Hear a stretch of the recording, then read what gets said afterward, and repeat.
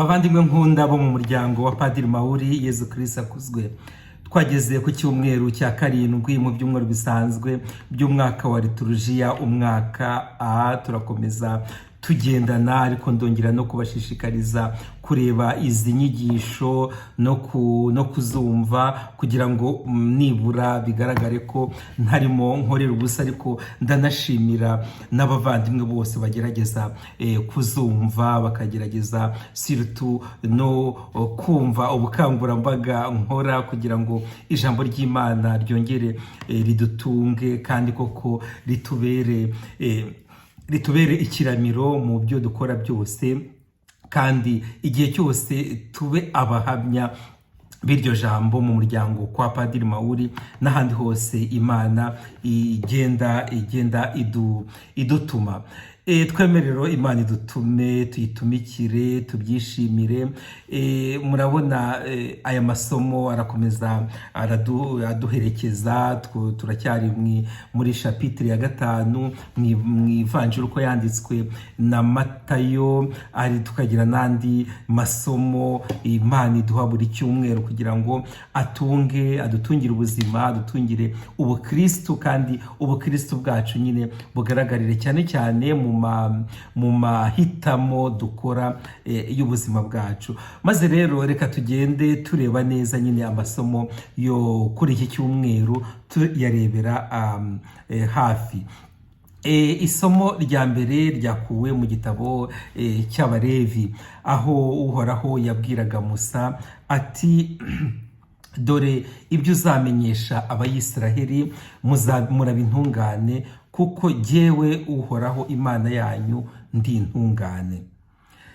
Ariko ubwo butungane bugaragazwa n'iki? Bugaragazwa n'ibi bintu bikurikira, ngo ntuzagirire umutima mubi umuvandimwe wawe, ariko mugenzi wawe nagucumuraho ntuzatinye kumuhana, kugira ngo hato atazavaho agupfana. Bavandimwe rero, hari igihe guhana abavandimwe ntago ari ukugenda tubavuga ibyabayeho n'ibitabayeho.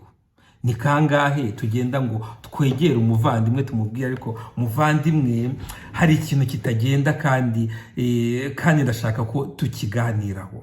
Ahubwo kenshi ugasanga bamwe bahisemo inzira yo kugenda bavuga abandi, bavuga ibyabayeho n'ibitabayeho. Nimba turi mu muryango umwe, turi mu rugendo rumwe, guhanana nibyo ni iby'agaciro.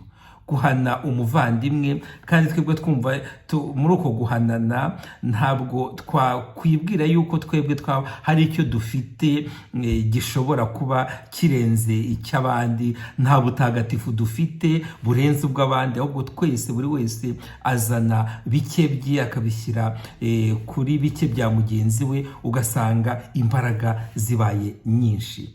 Guhana umuvandimwe, muvandi aho uri hose, uhitemo guhana umuvandimwe wawe aho kugira ngo ujye kumuvuga hirya no hino, kuko kumuvuga hirya no hino ni ukumusenya. Kandi usenya umuvandimwe we, twabibonye mu isomo rya kabiri, Imana ubwe nayo izamusenya, kuko buri muntu wese muri twe ni ingoro y'Imana. Kugenda rero uvuga umuvandimwe wananiwe kumuhana ni uburyo bwo gusenya iyo ngoro y'Imana. Buri muntu wese ni ingoro y'Imana. Kugenda rero uyangiza, uvuga mugenzi wawe utabasha kumwegera ngo ibibazo wenda mwaba mufitanye mu bicoce, cyangwa ibyo waba umuziho mu bicoce mu buryo bwa kivandimwe, ugahitamo kugenda nyine umutaranga cyangwa wicara aho bamuvuga. Ibyo ni ibintu bihabanye cyane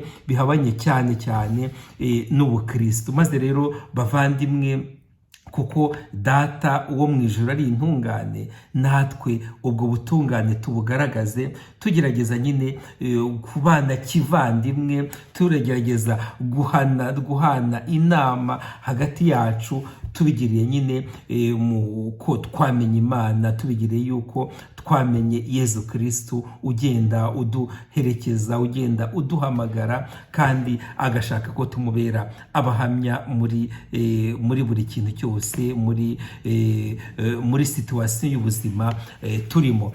No mu isomo rya kabiri Pawulo mutagatifu, mu ibaruwa Pawulo mutagatifu, ibaruwa ni ya mbere Pawulo mutagatifu yandikiye Abanyakorinti, nabyo turabyumva nyine bishamikiye kuri ibyo twahoze tuvuga. Buri wese ni ingoro y'Imana, buri wese ni ingoro y'Imana. Kugira ngo iyo ngoro y'Imana ihore isukuye, tuba dukeneye imbaraga za buri muntu wese. Kugira ngo mbashe kuba umupadiri, mbashe kuba umuntu ukorera Imana, mu wihaye Imana ku buryo wishimye, nkeneye abandi, nkeneye mwebwe, namwe mukeneye inkunga ya padiri, birumvikana. Twese turakenerana kugira ngo buri wese akomeze asukure iyo ngoro ye, kuko ikintu cya mbere kiyanduza ni icyaha, kandi icyaha uwakimitse biragoye ko yabasha kwakira nyine muri we Imana, yabasha kwakira ibyo idusaba. Maze rero Pawulo mutagatifu yongera twibutsa ngo byose ni ibyanyu. Ni ijambo nkunda cyane. Byose ni ibyanyu, yaba Kefasi, yaba Apolo, yaba ibiriho, ibizabaho, byaba ari urupfu, ari ubuzima, byose ni ibyanyu. Murumva ko twebwe mu bwigenge bwacu bwa gikristo dufite byose ni ibyacu. Imana yarabiduhaye ngo tubikoreshe, twubake iyo ngoro yayo, tuyitunganire kandi dufatanyije, kuko mu rugendo rugana Imana nta nyamwigendaho n'imwe igomba kugaragara, kuko twese tugomba kunga imbaraga zacu kuza abavandimwe, kugira ngo iyo ingoro y'Imana muri twebwe ihore itunganye, ihore ikeye, kandi ihore ikereye nyine kwakira Yezu Kristu. Byose rero ni ibyanyu. Apolo, Kefasi, ibiriho ubu, ibizabaho, urupfu, ubugingo, byose ni ibyanyu. Ariko mukibuka ikintu kimwe: mwebwe muri abakristu, twebwe turi abakristu, Kristu ni uw'Imana.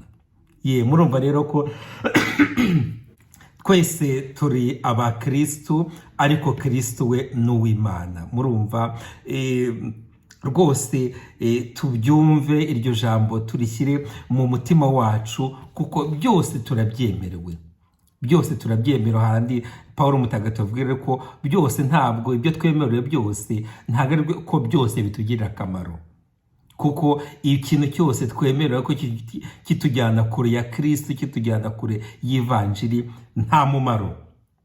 Byose rero ni ibyacu bavandimwe, byose ni ibyacu.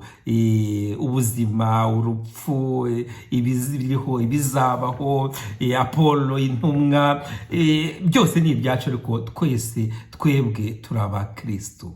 Kristu ni uw'Imana.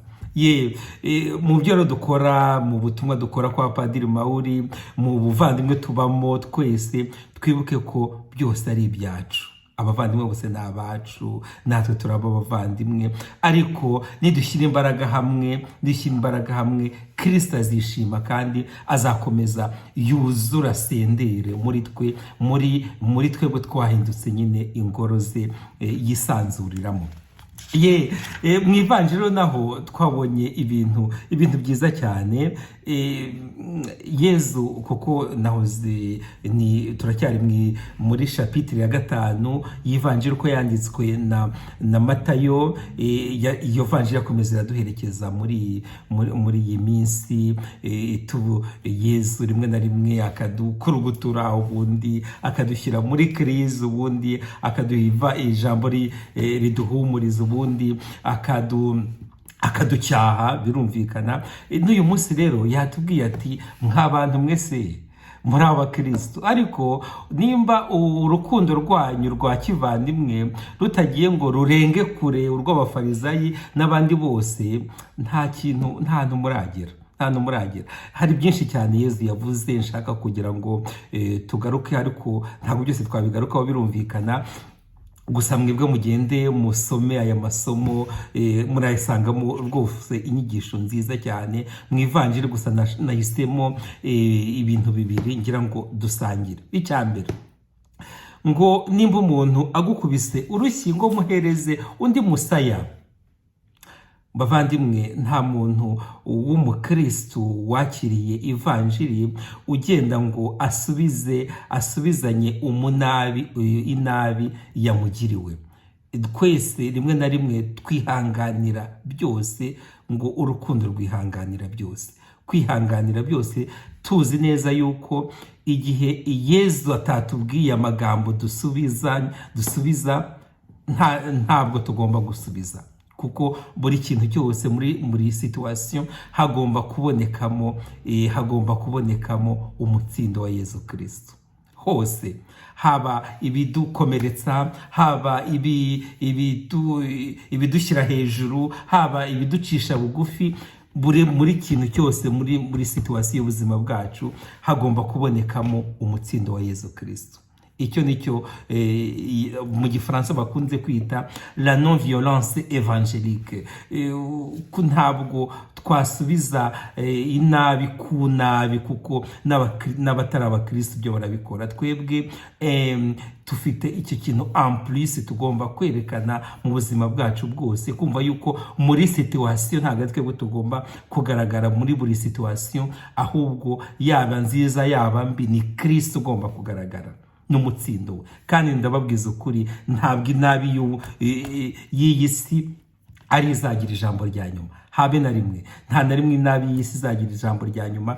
Kristo niwe uzagira ijambo rya nyuma hose no muri byose. Icya kabiri rero nashatse ko dusangira ni kuriya Yezu atubwira ngo mukunde abanzi banyu kandi musabire ababagirira nabi, ababatoteza.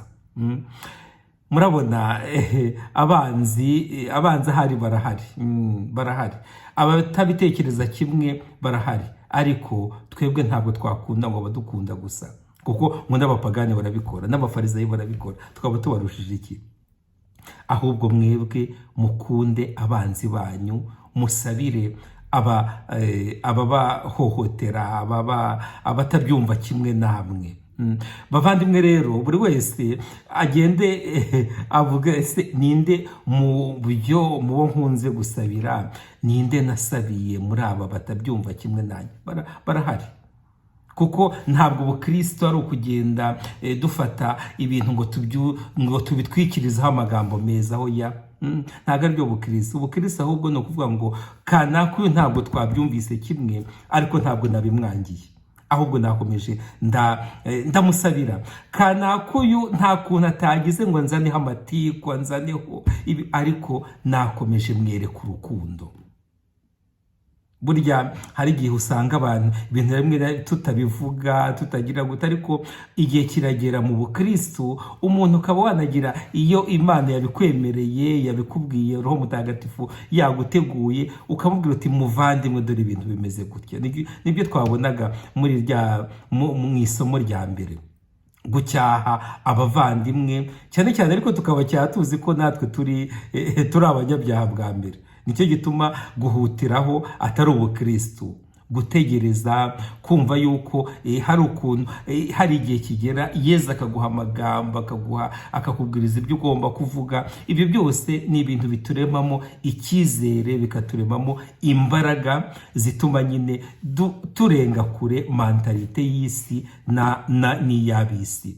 Bavandimwe rero, dukomeze duhurire muri aya masomo, ni meza, muyazirikane, tuyasangire mu mbuga nkoranyambaga duhuriramo, ariko cyane cyane twumve yuko twebwe nk'abakristo hari ikintu cyisumbuyeho tugomba kwerekana mu batubona, kugira ngo nyine ubuzima bwacu bugaragare, n'ubuhamya bwacu bugaragarire buri muntu wese. Maze rero nk'uko bisanzwe muragenda murebe amasomo y'uyu munsi, cyane cyane ivanjiri, isomo rya mbere, isomo rya kabiri, ivanjiri twitindeho, tuyihererekanye ku mbuga nkoranyambaga duhuriyeho.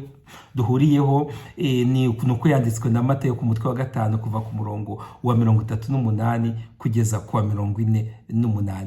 Maze rero ndabakunda, dukomeze duhurire muri gahunda z'umuryango, dukundane, tubabarirane, ducyahane, ariko cyane cyane twumve yuko twe byose ari ibyacu, byose tubyemerewe, ariko byose ntabwo ariko bitugirira akamaro. Gusa buri muri kintu cyose twibuke yuko twebwe turi abakristo. Abakristo bahamagawe muri umuryango wa Padiri Mauri, kandi kuko turi abakristo tugomba nyine kunga ubumwe muri we, bityo tukubaka isi tukayigira nziza kurushaho. Ushobora byose rero nabaho umugisha kandi abarinde Imana Data na Mwana na Roho Mutagatifu. Amen. Icyumweru cyiza abavandimwe, tugendane kandi tugume mu byishimo by'Imana.